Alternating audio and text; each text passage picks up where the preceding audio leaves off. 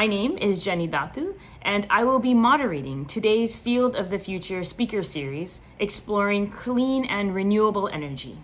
To share a little bit of background about me, I'm working in the climate change group at the World Bank in Washington, D.C. My role is currently focused on implementing an organization-wide rollout of Paris alignment across all World Bank Group projects starting July 1st. Prior to my joining the international development space, I worked in the banking sector, focusing on treasury management solutions for corporate 100 companies. The Fields of the Future speaker series is a collaboration between many Jamaati institutions in the United States and Canada, including the Aga Khan Education Board, the Climate Change Portfolio, as well as the Ismaili Professionals Network. We hope that the series provides insights as you explore career paths, innovation, and opportunities in selected fields of the future. I am very pleased and excited to introduce you to our speaker for today, Rozina Kanchwala. Rozina Kanchwala currently serves as the Energy Justice Director at the Clean Energy Leadership Institute, where she runs EDICT, which stands for Empowering Diverse Climate Talent, an internship program that works to increase diversity in the green sector and promote inclusivity in the industry. She is also the founder and executive director of Ecologic, a nonprofit organization that uses arts, community building, and education to inspire environmental action. Rozina's work is characterized by a creative approach that recognizes the importance of artistic and imaginative expressions in the environmental movement.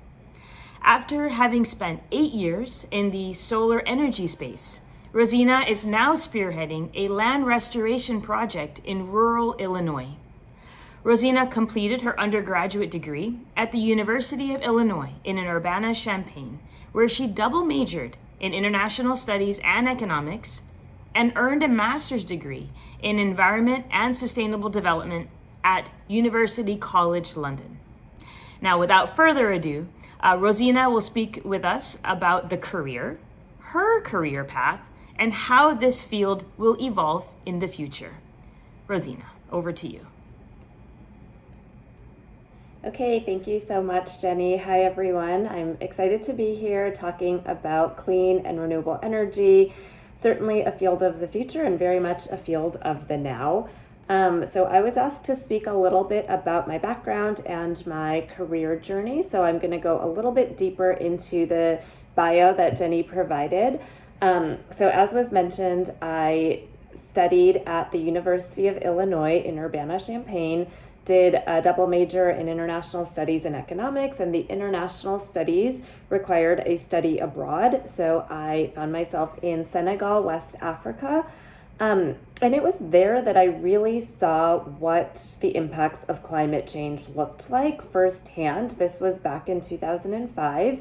I met someone who just showed me what this increasing desertification meant for him. And so for me, that was the first exposure really to the impacts of climate change, how it was impacting people.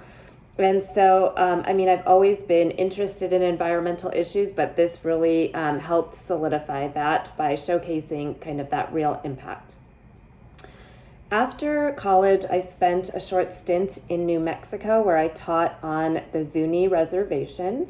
And, while I was not working in the environmental or energy field directly, just kind of being on the Native American reservation, understanding some of the issues that were happening there, I visited a neighboring reservation, the Navajo Reservation.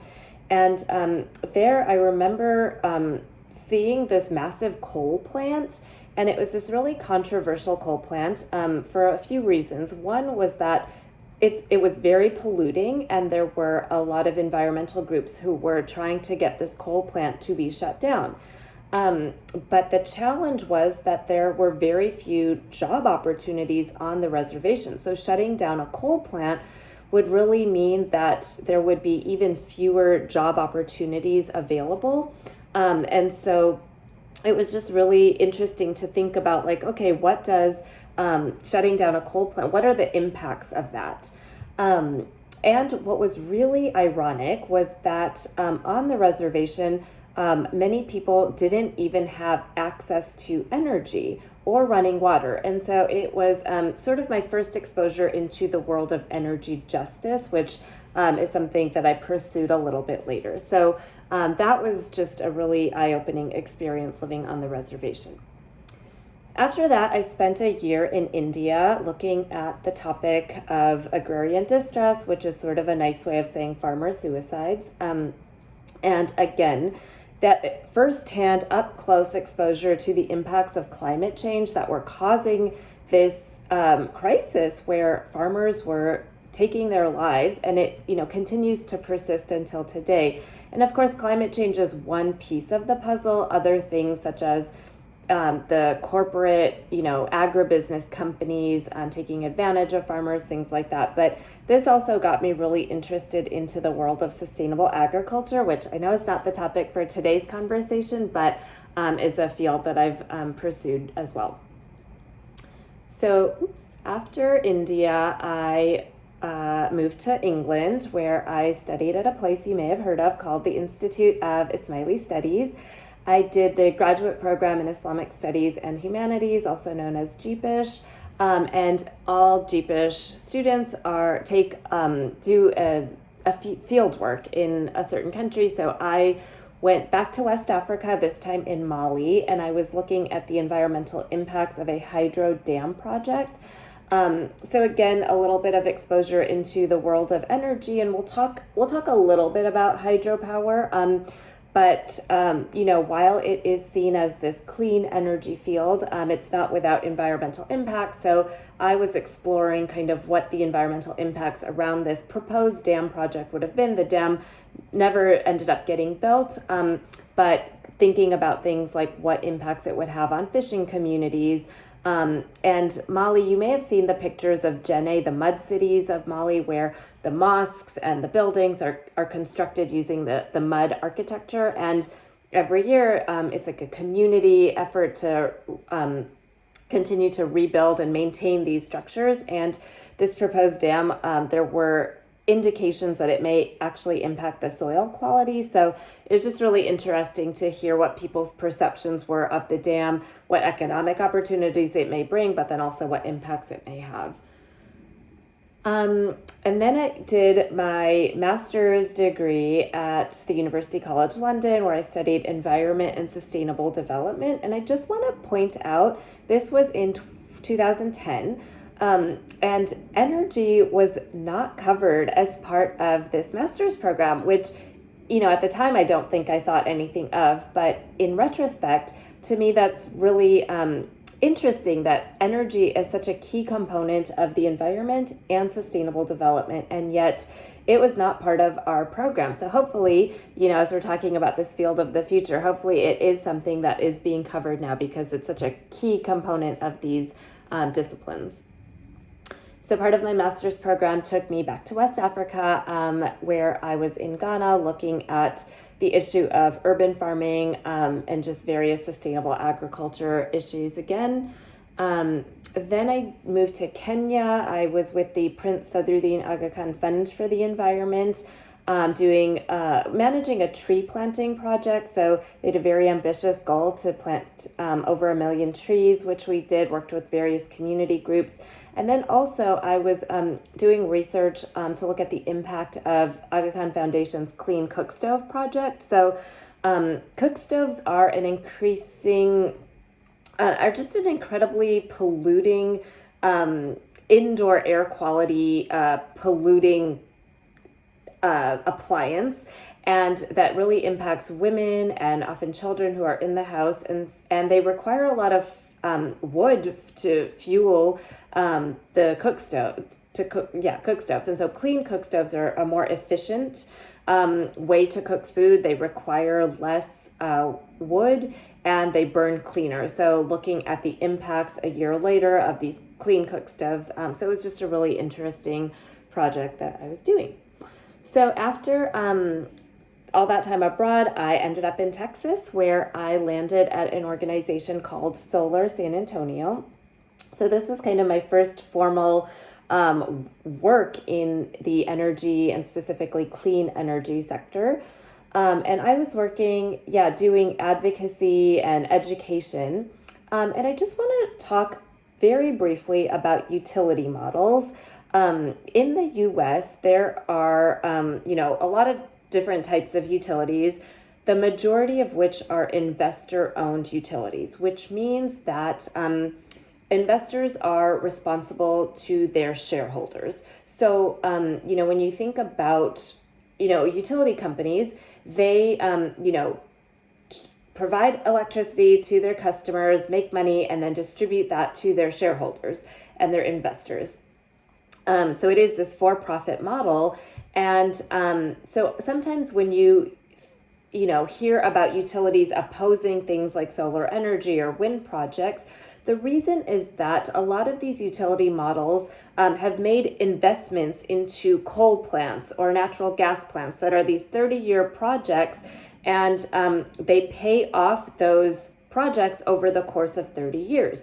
And so what happens when you have a coal plant that's been operating for 10 years, but now all of a sudden there's a proposal for a massive solar project that doesn't require the use of that coal plant anymore? Well, what happens to those assets? They become stranded assets.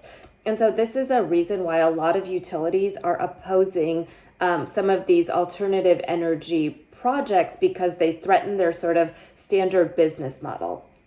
So when I was in San Antonio, what was unique is that San Antonio actually has a municipally owned utility. So that means that the city is sort of the shareholders of this utility, and city council members are the ones sort of making decisions. And so there's a little bit more, in a sense, obviously they still need to make money and they still have these, these assets that they've invested in, but the bottom line can't be what's driving these decisions. And so a lot of my work was really trying to wrap my head around utility models and, advocating for solar policies, because, this would have, just so many benefits for ratepayers and things. And so what was cool in San Antonio is that we were really able to, think creatively about some solutions, and community solar was something that really gained a lot of attention. This was around 2013, so about 10 years ago. And community solar, just briefly I can talk about, is a way to access solar if your home is not necessarily suitable for solar. So let's say you live in an apartment building, or you don't own your home, or your roof has a lot of shading or isn't suitable for solar. Well, a community solar project is, a solar farm that quite literally could be on a farm, could be on a school. So it's a large project, and you can subscribe to that community solar project. And so whatever energy is generated from like let's say you have 10 panels on this solar farm, whatever energy is generated, you can offset your own electricity bill. So community solar was something that gained a lot of attention in those days when I was at Solar San Antonio. So then I stayed in the solar world, but I moved to Washington, D.C., and there I started working at an organization called Grid Alternatives, which is the nation's largest nonprofit solar installer. And the focus of Grid Alternatives was really to work on solar accessibility. And so, there is this recognition that yes, while the cost of solar has gone down, it still has a high upfront cost, and not everyone can afford that. And so how are we making sure that all communities are able to reap the benefits of clean energy? Particularly ones that, have often bear the brunt of these polluting plants. As I mentioned, the coal plant on a Native American reservation. Well, that, is very common. A lot of these polluting plants are located in low-income communities, communities of color. And so Grid Alternatives was really trying to use clean energy to combat that sort of environmental injustice that has persisted. The other thing that Grid Alternatives had as part of its model was this workforce development component. So with the recognition that the industry is growing and that we are going to need people who are able to install solar panels, well, we need to make sure that we're training this new workforce to be able to do that. And so every installation was done using job trainees or volunteers, and that meant that sometimes the installations would take longer, but every installation was done with the intent of training people to be able to install solar. So often the people in the communities where the solar was going. So just a really cool model that focused on sort of like this triple, like people, planet, and profit. So while I was in DC, I also, this is where I work now, the Clean Energy Leadership Institute, but at the time I was a fellow, a CLI fellow, and this to me really felt like the missing grad school component where energy was not discussed at all. Well, with this fellowship program, I had the opportunity to weekly, for I believe 4 months, meet with these energy professionals who were in the clean energy space, really committed to the clean energy industry, and just learned so much, just got connected with this incredibly bright network of individuals.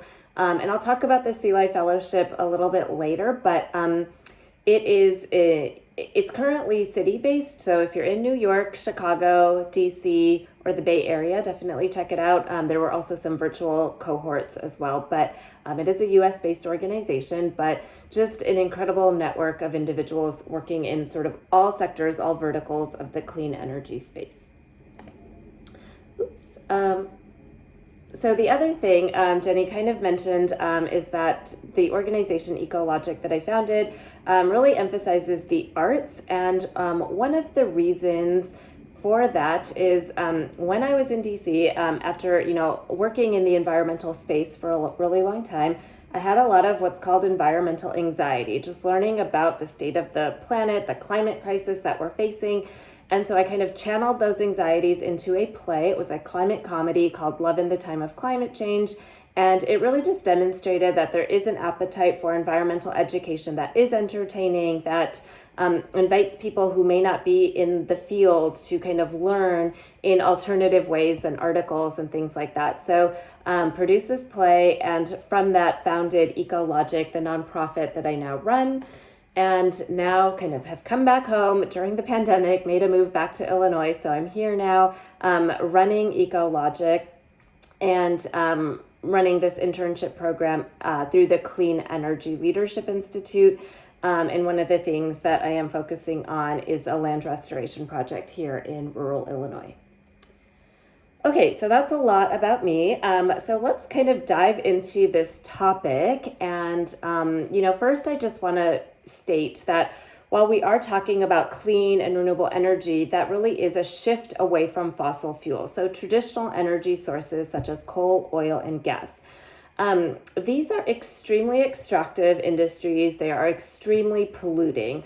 And, when we are talking about the climate crisis and the cause of the climate crisis, well, it is linked to emissions from burning coal, oil, and gas. And so we really need to make the transition over to clean energy as soon as possible. But I just want to showcase this map here to show you that, in addition to the emissions that are caused by these traditional fossil fuel sources, this is a map from 2010 that showcases oil and gas pipeline spills just from 2010. And this is horrific. This is, it's crazy that we still allow this to happen, that we're still approving new pipeline projects, that, when we have the solutions to switch over to clean energy, the different colors represent different things. And this is a screenshot, so I don't exactly know, but red might be oil, blue might be gas.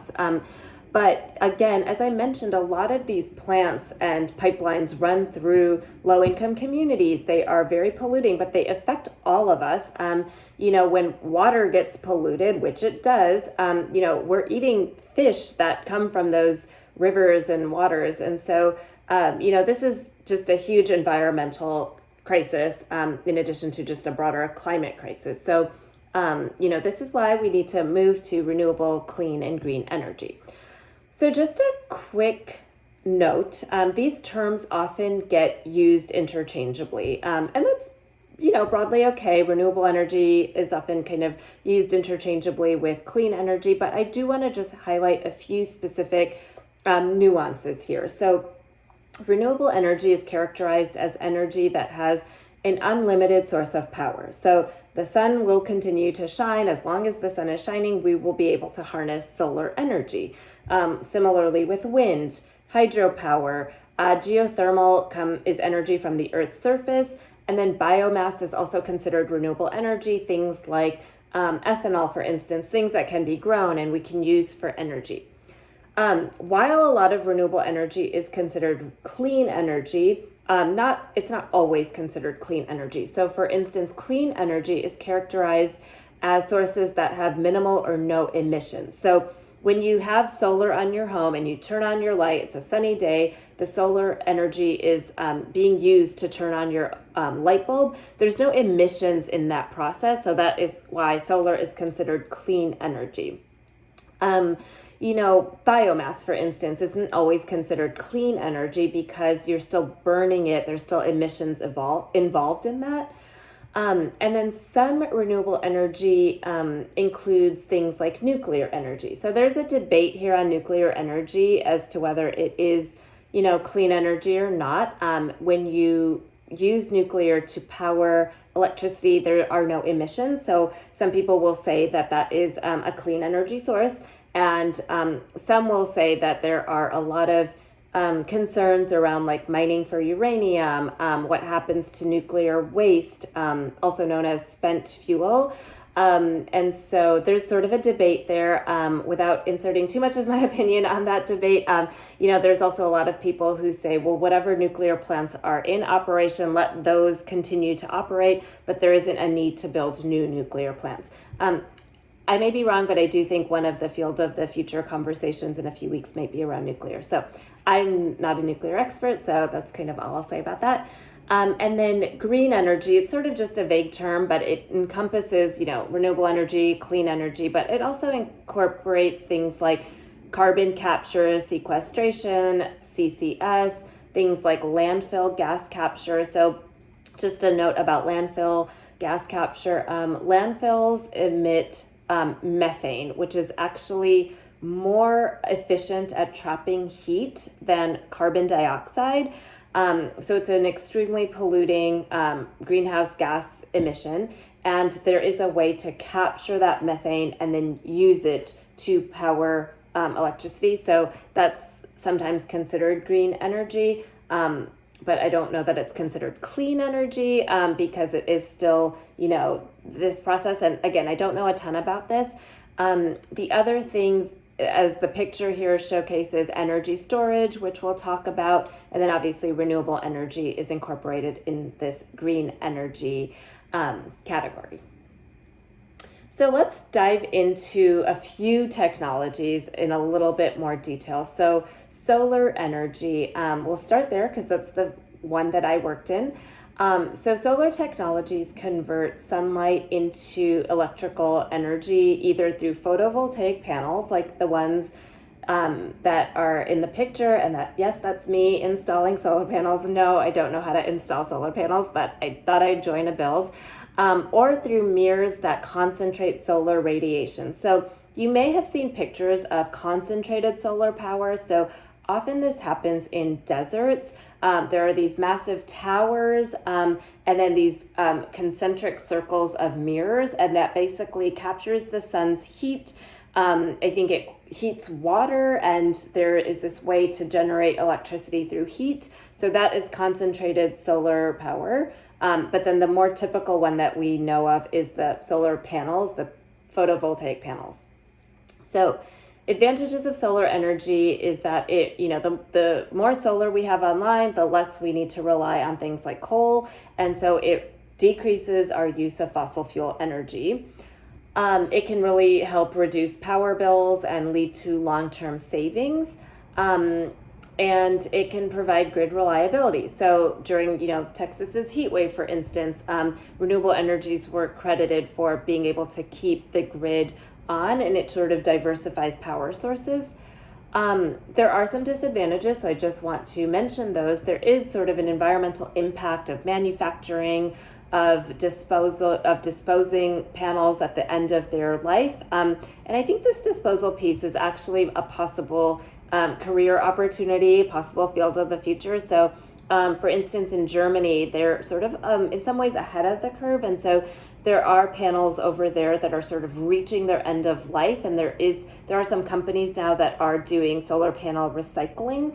So it's sort of a newer industry, but it's an interesting question that a lot of companies are dealing with. How do we make sure that the disposal of solar panels are done responsibly? And then, of course, there are still high upfront installation costs. There are incentives for that, especially in the US and different locations, but there's still sort of that high upfront installation cost. And then there is a growth in the industry. So the last decade alone, solar has experienced an average annual growth rate of 24%, which is, really large. And there's now more than 149 gigawatts of solar capacity installed in the US. So here's a chart I just want to showcase that shows the cumulative US solar installations. So the bottom color is residential, the yellow is commercial, that green sliver is community solar. So as I mentioned, community solar requires sort of larger areas of land, but it opens up the opportunity for people who don't have homes that may be suitable for solar to be able to subscribe into a community solar panel farm. That lighter blue is utility scale solar, so just larger solar that utilities are owning and operating. And then that orange sliver at the top is that utility CSP, the concentrated solar panel. So those desert mirrors that are able to harness sunlight for energy. So here's sort of a global look at electricity generation from solar energy. So from 2011 to 2020, you can just see this, steady increase in energy produced through solar. So we'll talk about wind. Wind turbines collect and convert kinetic energy that wind produces into electricity to help power the grid.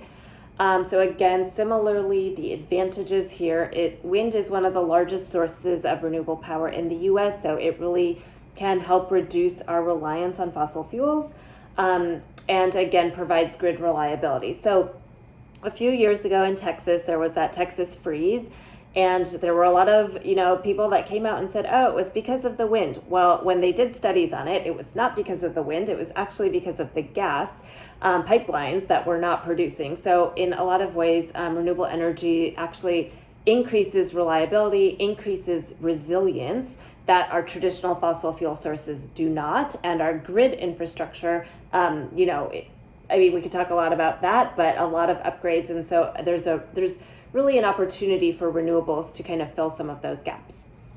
And then there are some disadvantages. You can't really just put a wind turbine at your house. It needs sort of larger locations, and often ideal wind sites are in remote locations. And what that means is that there also needs to be a lot more transmission infrastructure. So if there is this wind farm, somewhere where no one lives, well, installing that to generate that wind, but then transmitting that power to where it is needed just requires some additional infrastructure. So, it's a disadvantage. I was debating whether I should put something around, like wildlife. You hear a lot about like the birds, which I don't want to dismiss that is a concern, but cars kill more birds than wind turbines. Cats kill more birds than wind turbines. So it is sort of something that anti-wind folks will use. But if you look at the charts, it's actually not, it's not as big of a, coal kills more birds than wind turbines. So it's not like a real thing. And then, of course, there is this growth in the industry. In 2022, wind turbines operating in all 50 states generated more than 10% of the net total of the country's energy. And in the same year, investments in new wind projects added $20 billion to the U.S. economy. Again, here is a global look at electricity generation by wind. The darker gray is onshore wind, and then the lighter thing is offshore wind, and you can see that the offshore wind piece is growing. So just being able to utilize wind energy in a lot of places is pretty cool. Okay, so I'm going to talk a little bit about geothermal heat pumps, and I will admit that this is not an area of expertise for me. However, I've just been seeing a lot more being covered about geothermal, so I thought that it was interesting to include. And of course, you can do your own research on this, but geothermal heat pump, it helps a home or building stay comfortable in any season. Despite, having heat in the name, it can also cool your home, but it harnesses the temperature beneath the Earth's surface to provide heating and cooling. So some advantages here is that heat pumps move heat. They don't rely on combustion like a gas furnace or water heater. They can reduce energy costs by up to 50%. There are zero direct emissions. And then heat pumps use 80% less energy annually. So there was a study of the Midwest and just kind of showcasing how more efficient they are. And then there are some disadvantages. They are site specific. Not all sites are ideal for this technology. There are some concerns with refrigerant leakage. So, those are some things to be mindful of. But this is something that has also seen a growth in the industry. In Europe, for example, there was a 37% increase from 2021. And in the US, heat pump sales have outpaced gas furnaces for the first time in decades. So just something to kind of pay attention to. And here you can see this is not about the growth of the industry, but just showcasing the energy usage of these different technologies. So geothermal heat pumps are kind of the most efficient, and then air source heat pumps, and I don't really know the difference. And then there's natural gas and then propane furnace. So you can see that the heat pumps are just a lot more efficient. And then finally, let's talk about battery energy storage systems, BESS. So one thing that you'll hear critics of renewable energy state is that, well, the sun doesn't always shine, the wind doesn't always blow. And those are accurate statements.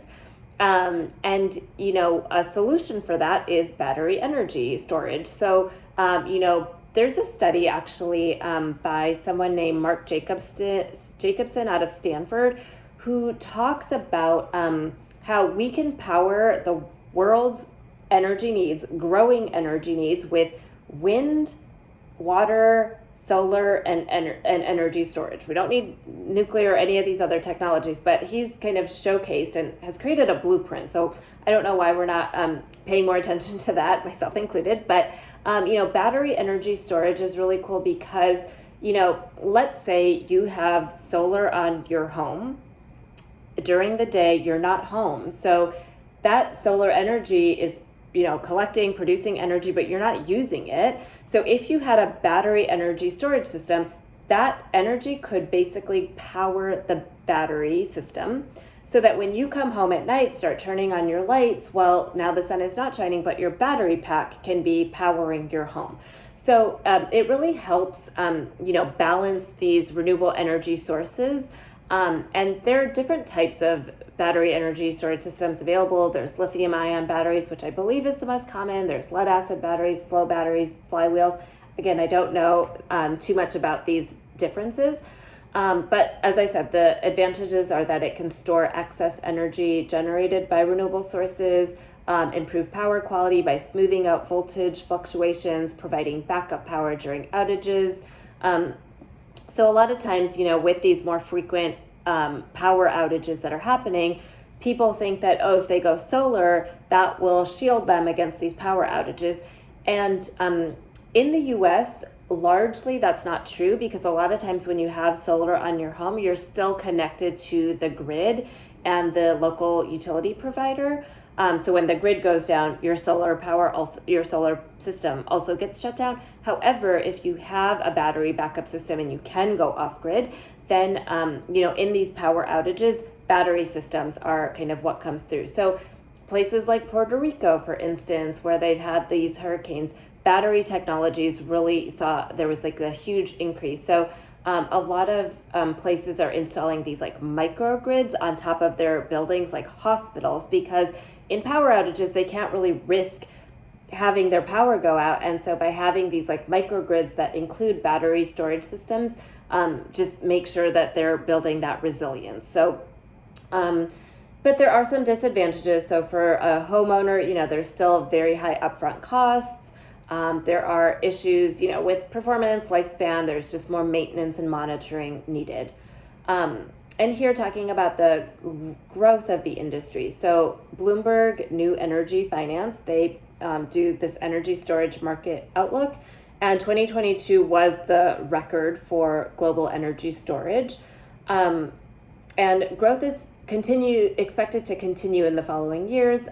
Bloomberg is forecasting a 23% compound annual growth rate until 2030.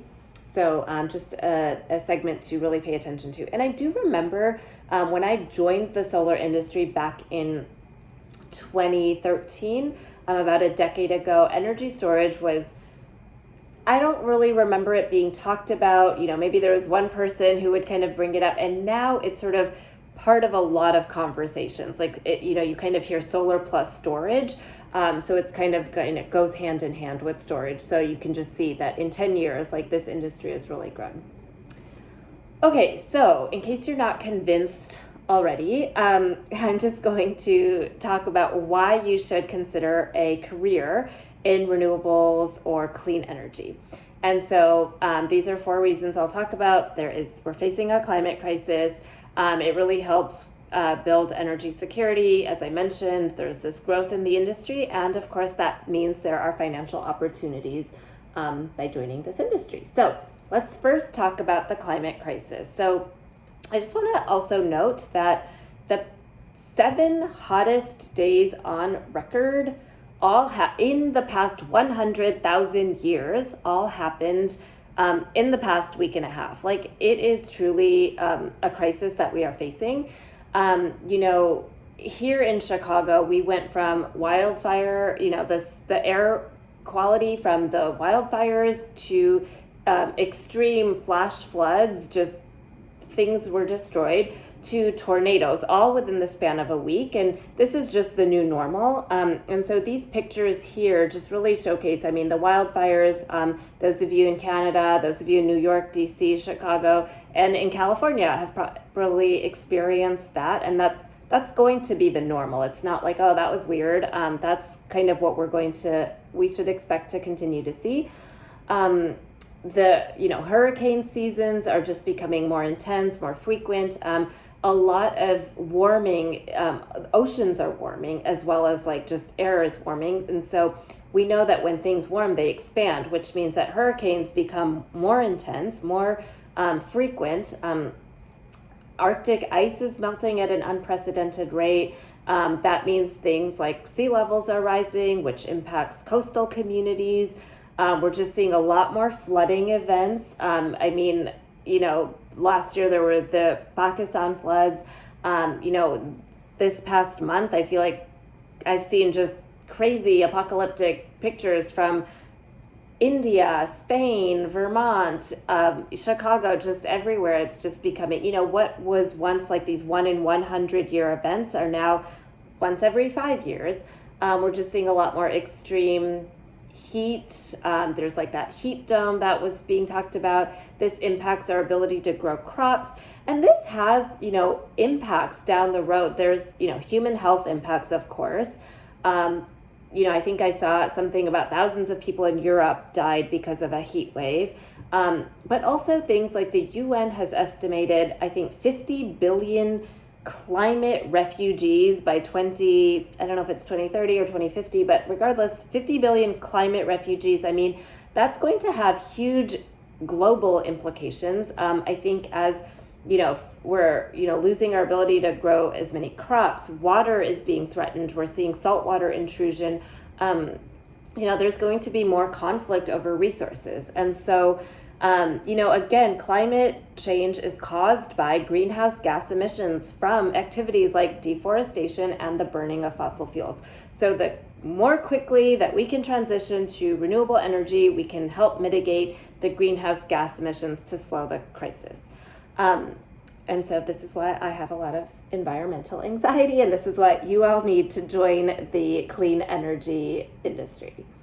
And so energy security, just want to point out here, well, energy security really just means like being able to secure your energy demands. This picture here is, a war machine. A lot of the wars that are fought are over energy. And so, when we don't need to be importing foreign oil, we don't need to be, we can harness our own solar wind technologies.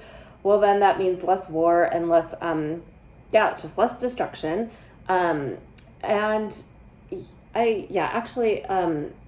This next slide here. So the war in Ukraine, I thought this was really interesting, but, Russia supplies about 45% of the EU's natural gas imports and exports $400 million worth of oil a day. So when the West was putting sanctions on Russia, none of them really targeted oil and gas because we are addicted to fossil fuels. And so this is when I saw a lot of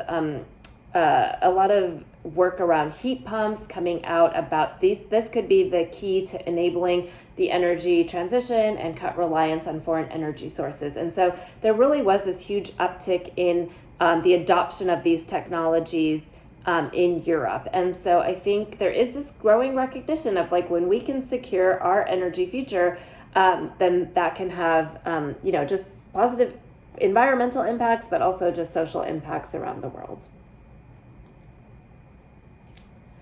So, the growth of the industry, these are some headlines that I just found. So, green jobs, the only way to go, according to the International Labor Organization report, 24 million new jobs will be created globally by 2030. The Center for American Progress, the Inflation Reduction Act is building a clean energy economy and good paying jobs. In Europe, Euronews in June 2023, we really are seeing this hyperdrive of the energy transition. So wind and solar overtake fossil fuels in the EU. And then according to this government-run database, salary levels in green jobs are higher than the national median salary. So, there is just this growth in there. So again, I'm going to share a little bit more about solar. This was the industry that I worked in, but I think this is a great cheat sheet that the Solar Energy Industries Association, SEIA, puts out every year. I want to point out a few things. So here you'll see the top corporate solar users through June 2022. So Meta, Amazon, Apple, Walmart, these companies are going solar. And my guess is that they are going solar because it helps their bottom line, not because it's the right thing to do, which, they may say that, but ultimately they are making business decisions. And if they are going solar, that indicates that there's a payoff and it is good for their bottom line. And what's cool is, they kind of set the trend a lot of times. And so it kind of opens up the door for, the solar industry essentially. And so I think, it's worth paying attention to what these top corporate companies are doing. And if they're going solar, there's a reason why. I think, here you can see the states ranking by cumulative solar capacity. So we've got California, Texas, Florida, North Carolina. So some of these, it's interesting. Texas is number 2 in solar. I believe it's number 1 in wind. And so, yes, we think of Texas as, the oil and gas capital, which it is, but there is also this huge transition happening in Texas. So I know that there are a lot of people that live in Texas, so definitely something to pay attention to. There's this estimate that 15% of U.S. homes will have a solar PV system by 2030. A new solar project was installed every 44 seconds in 2022, which is really cool. And then just up here, there's 255,000 people employed in the solar industry, and that's just the solar industry. That doesn't include all the other clean energy technologies. There's, the U.S. solar market is worth $36 billion. So just some statistics here that really just indicate, where this industry is and where it's heading. Okay. And then I thought this was interesting. JP Morgan stated that clean energy is a massive investment opportunity. We're on track to finance $1 trillion for green energy by 2030. Oops, typo. But again, just showcasing if JP Morgan is doing this, again, they are investing in places that make money. They're not just investing because it's the right thing to do. And so if they are investing in clean energy, that indicates that there's this huge investment opportunity. So now I want to shift to talk about job titles. Like, what are the jobs in this industry? And this is just such a tiny sampling of the breadth of the jobs that exist, but I think it's worth just pointing out, renewable energy engineer. So if there are engineers out there, well, consider a career in renewable energy as an engineer. Sustainable architect, there are ways to incorporate renewable energy technologies into building design to optimize energy efficiency. Energy analyst, there's, such a need assessing energy consumption patterns, recommending strategies to increase efficiency. I mean, ultimately, like, businesses want to lower their costs, and so things like that are really important. If you're a project manager, every renewable energy company needs a renewable energy project manager, which really oversees these large projects. Renewable energy research scientists. There are so many new technologies that are emerging in this field. As I mentioned, battery energy storage was hardly talked about 10 years ago, and now there's so many battery energy technologies that require research and development. Sustainability consultant. I cannot tell you how many times people have asked me if I or Ecologic do consulting for businesses. And so part of me thinks that maybe I should, because organizations and companies, there is this huge shift towards, ESG, towards, promoting themselves as green companies, conscious companies, and ultimately they want to lower their costs, and they can do that through the adoption of green energy. So I think there's a huge opportunity for any consultants who want to kind of go into the world of sustainability. Clean energy advocate. So this is more along the lines of some of the work that I did, where you're really promoting clean energy policies. You're working with policymakers. You're advocating at local, state, national, or international levels. And then marketing specialist managers. So if there are any marketing folks, advertising folks, every renewable energy company needs someone to do marketing for them. So I think this is just a quick little sampling of some of the types of jobs that are out there. Okay, so where should you start? There are a lot of resources out there, but these are 4 that I'm going to share because I have some knowledge and familiarity with them. But there's this really cool thing called Open Door Climate. There's a website, opendoorclimate.com, which I would definitely recommend that you check out. But here you can chat with a career professional for 15 minutes.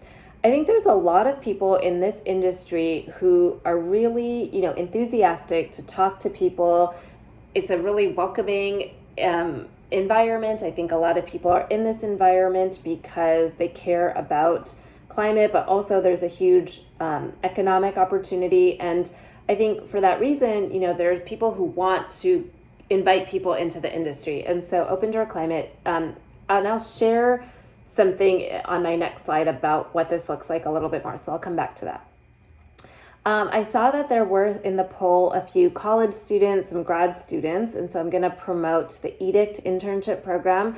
So this is the internship program that I run through the Clean Energy Leadership Institute. It stands for Empowering Diverse Climate Talent. It's run through an organization called Elemental Accelerator, which is also worth looking into for any climate startup type folks out there.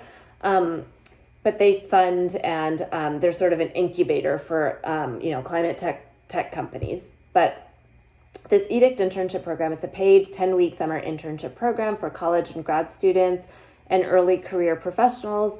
It really is meant to bring more diversity into the space, which tends to be predominantly male, predominantly white. And so, there is this understanding that the climate crisis affects us all. We need a diversity of voices in the industry. And in addition to this, it also provides environmental literacy and energy literacy for the EDICT interns. So a really cool program to check out if you are in college.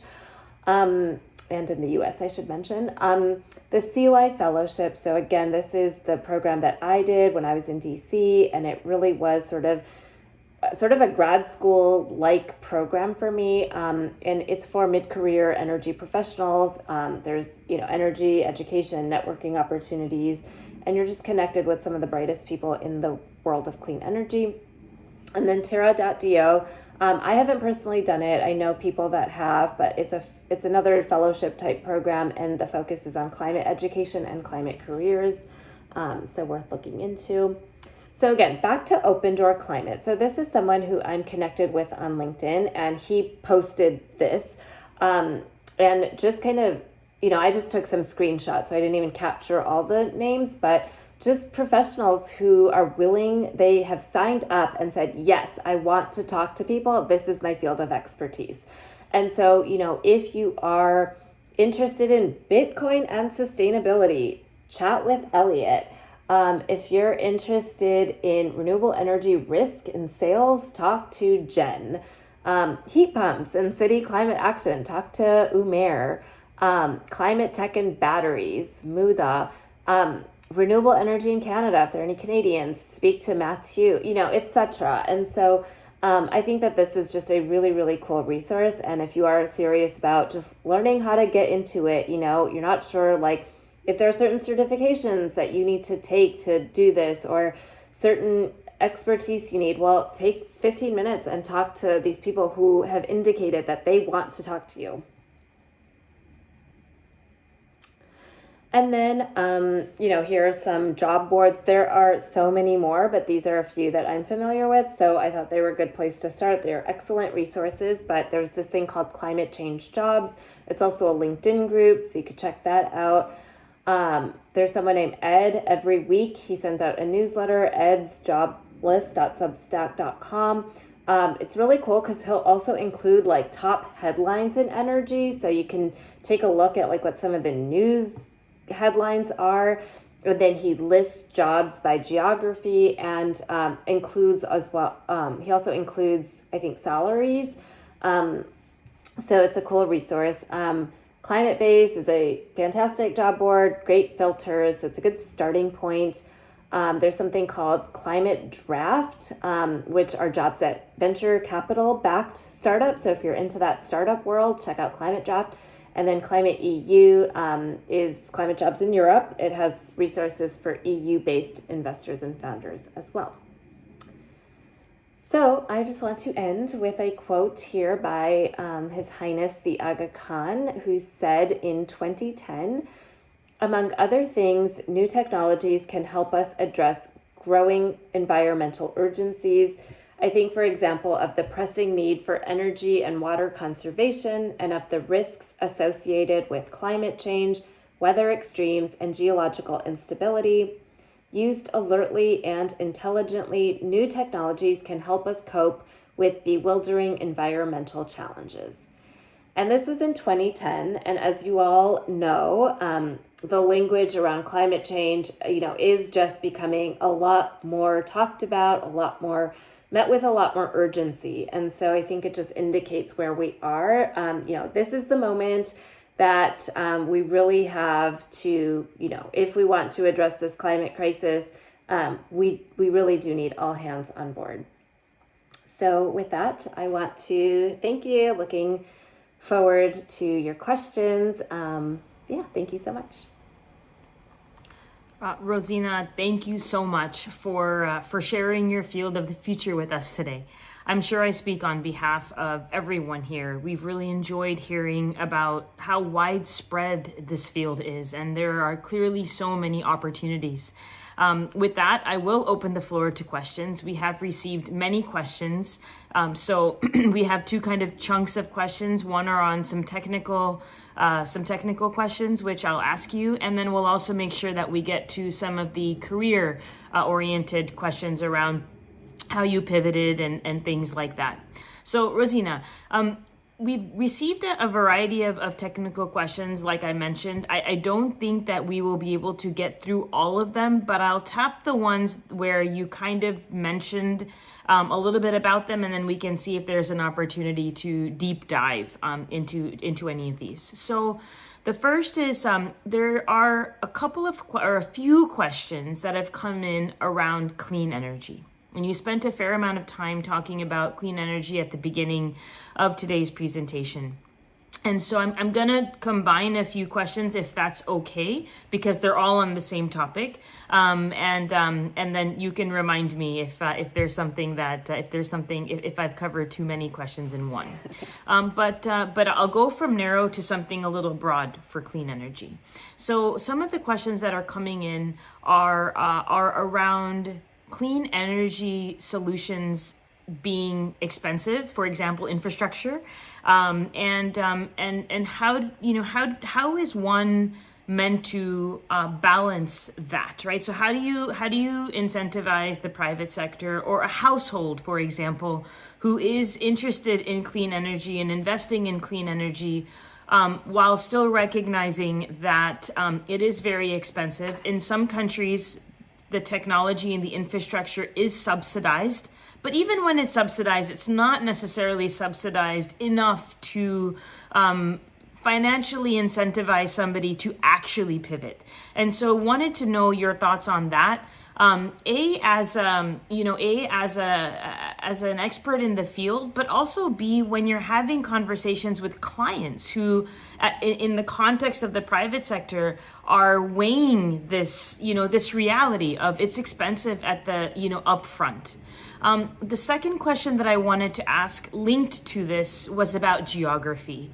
And it might be a very black and white answer, but maybe it's not. And the question is, not all environments, not all geographies lend themselves to clean or renewable energy solutions. And so how is one meant to go down this path if the environment doesn't lead to that? I have a broader question, but I'm going to pause on that, and I'll just focus on these two more narrow ones, and then we can talk about the broader one.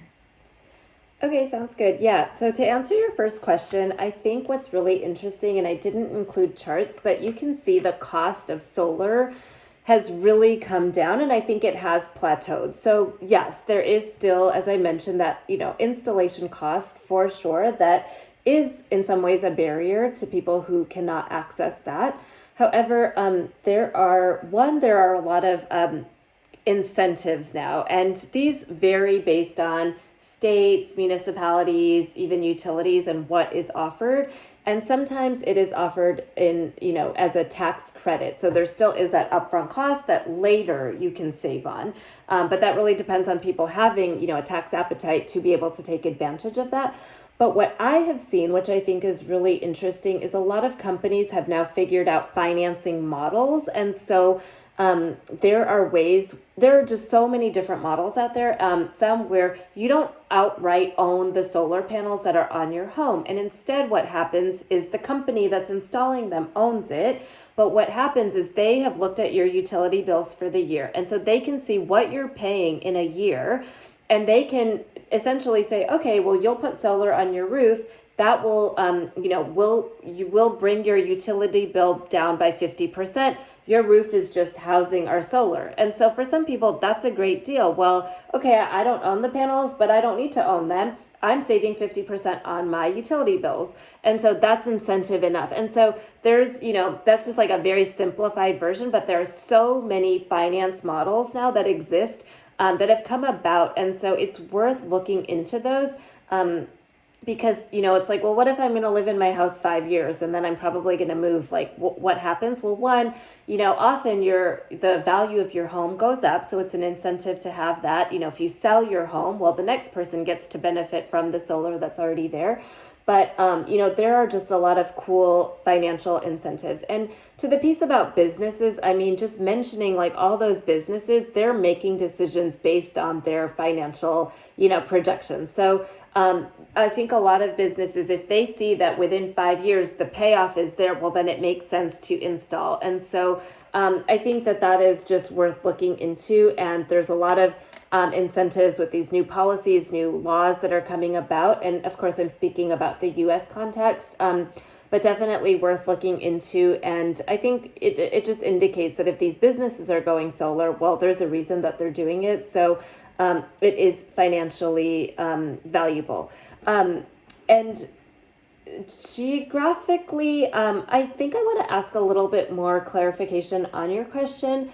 I mentioned the transmission piece. So like some places, for instance, maybe they're not super sunny. And so maybe, is that kind of what you mean? Like, well, would I install solar if I live in a place like Seattle?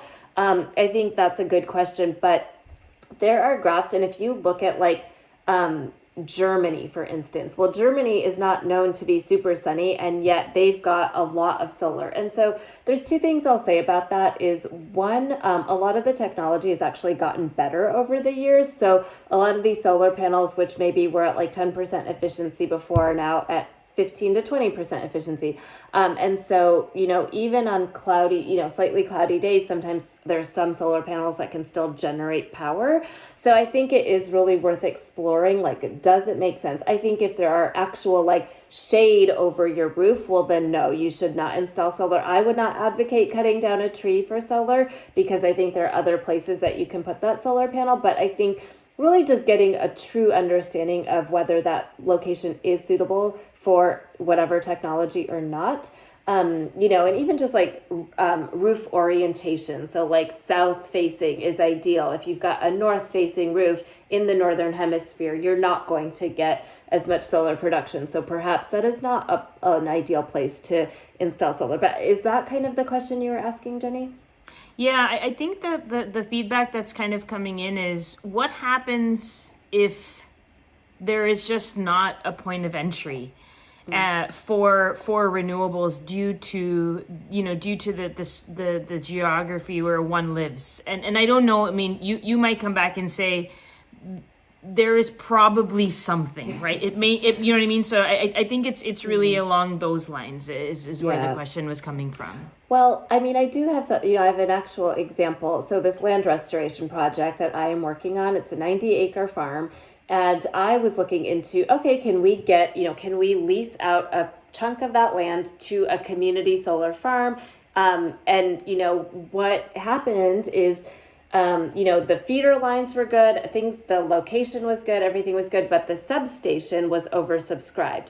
And upgrading a substation, well, one that's owned by the local utility, and it's like a $20 million upgrade, which, okay, I'm not going to pay for that. So in that case, well, that is a real barrier. But the fact that the substation is oversubscribed means that, one, they are eventually going to need to upgrade that substation. That is a utility problem. And so when I've talked to some solar companies, they're like, well, let's put in an application. They're going to say no. Let's do it again. They're going to say no. By year 4, they're going to say yes, because they're going to see that there is this need. So in some cases, it's a matter of time, and it's a matter of the market kind of adapting. And as there are, especially in Illinois and in the US, there are these ambitious clean energy goals. Well, someone's got to give, right? And so, this substation being oversubscribed, well, that is sort of everyone's problem at that point. And so I think it's one of these things where, like right now, yes, that is a technical barrier and a financial barrier that is going to prevent us from putting solar. But other things that we've looked at is like, well, can we do an off-grid solar system with a battery backup? And yes, it's going to be more expensive, but that's something that we can offer. Or is there a way to feed it into like something neighboring, or do we just wait a few years until the utility gets their act together and we can put that solar? So yes, I'm not denying that there are certain like limitations, but I almost think if there's a will, there's a way. The other question that I wanted to ask, and I don't know if you know this, so it's okay if you don't, but it's related to the answer that where you were talking about subsidies or government programs that may exist. And because we have people that have joined from countries from all over the world, are subsidies and these types of incentives that the government may provide, at least at the household level, and probably for larger corporations, are they mostly U.S.? Are they mostly Western Hemisphere, or would you say, or did you see governments investing in and enabling and creating an enabling environment when you were in Mali or India or whatever? Or would you say like that's a little behind because right now they're just trying to build their own public infrastructure? Yeah, I don't know that I have all the information on this question at all, but India, for instance, like they are definitely moving ambitiously and aggressively into a clean energy future. So, I know that like just when you look at like charts and things like, well, China is sort of leading US, but India is very high up there as well. I think in some of these other, sub-Saharan African countries, there is a huge opportunity because a lot of places are still not grid connected. And I think in those cases, there's actually an even cooler opportunity to kind of transition the whole kind of dirty energy industry into clean energy and these off-grid systems. So I do know people kind of sporadically working in different countries, but I really don't know much about like the subsidies and things like that. I know that there are a lot of nonprofit groups and things working in these industries. But yeah, I guess I can't really answer your question too intelligently other than just kind of what I've observed. No, no worries. And I know I wasn't sure about that anyways because it's a loaded question. So there is a broader question that has come out around is energy efficiency a growing field? And there's also similar links to people asking questions about the broader supply chain. And so we've had very specific examples so far, at least during the Q&A in the last couple of minutes, but can you talk a little more broadly around what your thoughts are with this and if you see potential points of entry or technical areas of opportunity that people can note as they're doing their research for their careers? Yes, thank you to whoever asked the energy efficiency question. I would definitely say that energy efficiency, sometimes doesn't get the same credit because you don't see it, right? Like it's not a solar panel that you're actually seeing, but energy efficiency can actually have so much more of a, positive financial, environmental impact than something else. And so I think, yes, there are a lot of tax credits available for things like weatherization, insulation, LED light bulbs. Those are all energy efficiency, even the geothermal heat pumps and stuff. So I think energy efficiency is very, very much intrinsic to this conversation. And, when you think about like solar panels, so the way solar panels work is like a solar company will look at your utility bills, see how much you're using, they'll look at your roof, what's suitable, and they'll give you a system and they'll say, okay, based on your current usage, you can offset 50% of your utility bill.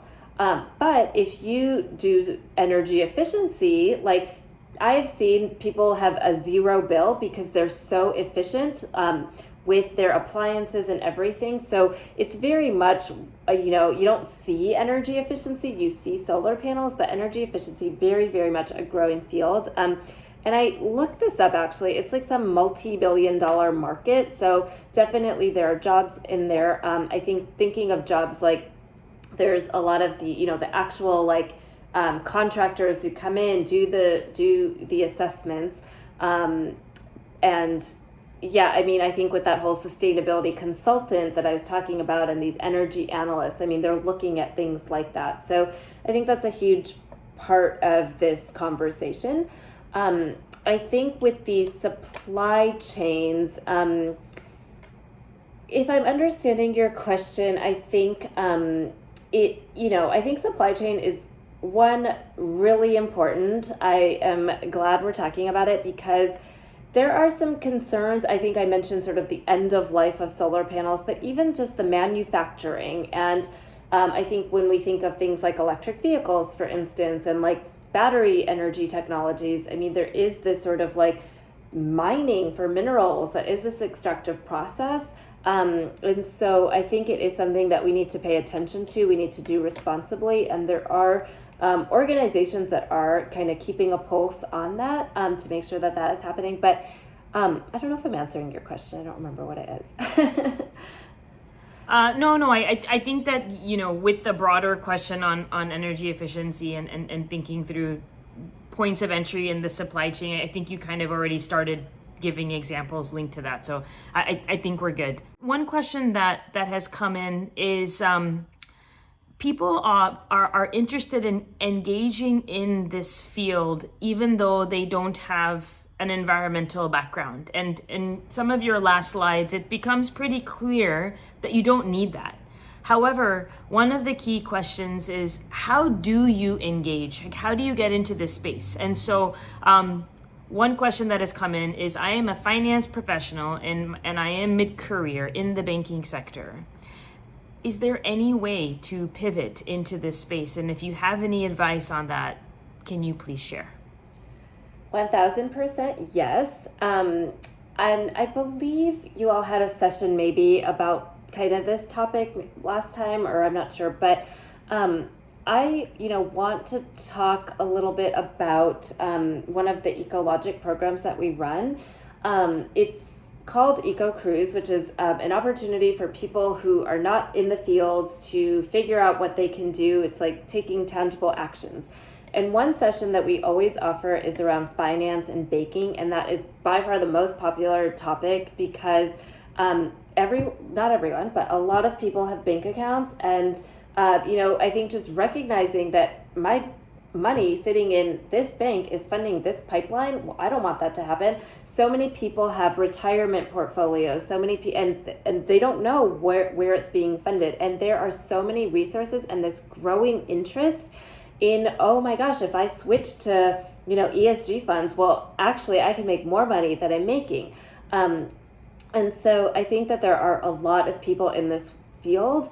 And I think as there is more attention now being placed on the climate crisis and more of an understanding of what's happening, there's more pressure to change those practices. And so I think that there is a lot to be said and done. And I think, I'm not in the finance world, but I definitely know that there are people, and I'm probably going to say this a lot, but I would say Open Door Climate is just a great resource. And this is just generally people who are not in this space. There are so many classes now. I think, the power of LinkedIn, have your LinkedIn profile updated and then reach out to people. And I would say 9 times out of 10, people are going to respond to you. They're willing to have 15-minute conversations with you. And you can find out, are there certain classes you should take? Are there certain, webinars you can tune into? There's just so many resources out there. So I think definitely it's a growing field and there's room to join. Super. Thanks, Rozina. Related to your last comment about, reach out to people and they'll be happy to give you 15 minutes. One of the things that I've observed, and I'm sure many people have reached out to you to pick your brain on how to get into this space. And one of the things I've observed, at least, is many people say, I want to get into the environment, or I'm interested in policy. And those kinds of notes are so generic that you don't really know, like, at least for me, I'm not going to speak on your behalf, I don't know how to help somebody who says, I want to get into policy, because it means so many different things, right? So when you have people people you don't know reaching out to you, what makes you respond to some people faster than others? What advice do you have about getting people to be like, hey, I want to talk to this person. I'm curious. I want to help them out. Mm-hmm. Yeah, that's a good question. I think, for me, just someone who's like deeply passionate about it. A lot of times people are like, how can I make money? I'm like, I don't know. That's not something I can help you with, but I'm sure someone can. Good luck. But I think just someone who is genuinely wanting to do it for, whatever reason, I think just that genuine passion. I do think that this is such an important field. So I think based on that, I'm always willing to talk to people, even people who are here to make money off of it. Fine, I'll talk to you. If I can help you, fine. We need everyone involved. But for me, it's just, someone who is passionate and has done their research, right? Like, don't just come to me and say, oh, like, I want to do this, because I get a lot of that, as you, I'm sure, do too. But do a little bit of research. I think there are so many resources out there. And, I'm sure people know here, like, I am not a super technical expert on really anything. I think I am a generalist. So what I can do is probably direct you to someone else who knows more than I do. But one thing that I've come across, it's this framework. So I'm going to share it, but it's called, well, there's a few versions of it, but there's these like concentric circles, and one is sort of like identifying like what it is that brings you joy, because I think it's really important to be thinking about that, like what makes you happy, what are your skills, like what are you good at doing, what is the work that the world needs, right? And I mean, there's just so much, and then finding that intersection, I think, is a really cool exercise to explore. And I've seen versions where one is like, and how can I make money? So this like Venn diagram of concentric circles. So like kind of starting by thinking about like, okay, I have experience with marketing or project management or whatever, like coming with that, thinking about like what it is that you enjoy, what the world needs, and then finding that, and then reaching out to people with, here's kind of what I've done. So yeah. Okay, excellent. Thank you. That's actually very helpful. For those of you who are on the line, you've asked very specific questions about how do I have an MBA, or I am in finance, as I mentioned that as an example, or I'm in management. So hopefully with Rozina's last couple of answers, you're able to identify that there are different points of entry across a variety of sectors. And then I won't ask Rozina specific questions on specific fields outside of this particular sector. So I hope that's okay with everyone, just so that we can actually cover some of the other questions that have come in. Can you talk to us a little bit about the value of doing internships, fellowships, getting your foot into the door? And there was a very specific question about the fellowship, the CELI fellowship, and if you could talk to us a little bit about that, and how did you get it? Yeah. Happy to talk about that. So I, as I said, during my master's program, I did not have exposure to energy, but I was working in the energy field, and so really felt like I was figuring it out. Came across, it's pronounced CELI, no one knows how to pronounce it, it's fine. I've heard all versions. CELI, the Clean Energy Leadership Institute, came across it when I was in DC, and it was a new organization at the time, and it really was started by clean energy professionals who wanted to come together, wanted to learn more, and have sort of a community and a support for people working in the space. And so there's something really beautiful about that, I think, just, looking for like-minded people. And I think it was born after a certain bill had failed to pass in Congress. It was just really, would have been a really great climate bill, failed. And then these people came together because there was this need of like, okay, well, we need to organize, and, we're still working in this field and we need to advance this. So that's kind of how the organization started. So I applied, got accepted as a fellow in 2015. And it was just exposure to various energy topics. So I just felt like I learned so much. But beyond that, the power of this network has been amazing. Like, I just can't, there's the most active Slack community that I've ever been a part of. And I'm in way too many Slack communities, but this one I think is like the most active.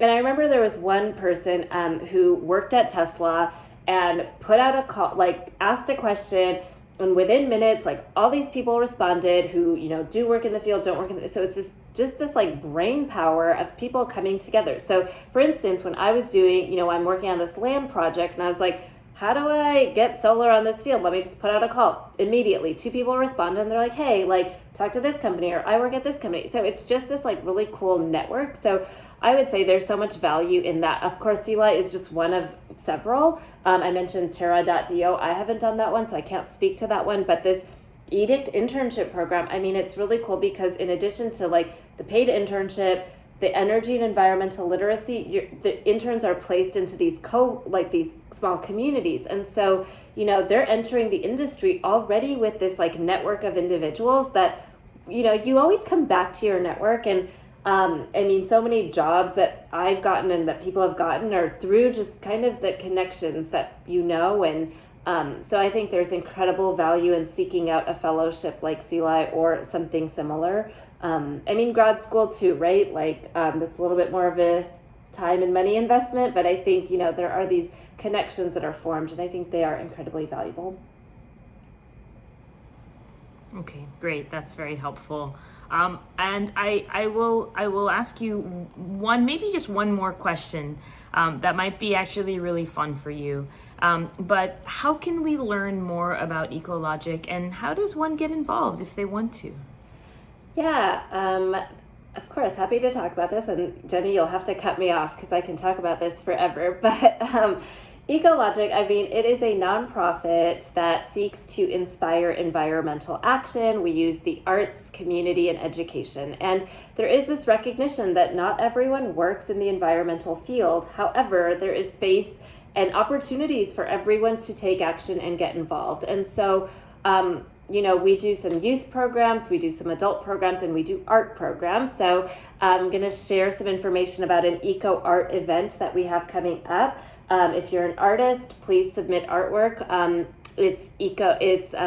We're defining eco art as art made using environmentally friendly recycled materials, or art that has an environmental message. And really the goal is to spread an environmental message through art. So check that out. But also another program that I mentioned is Eco Cruise.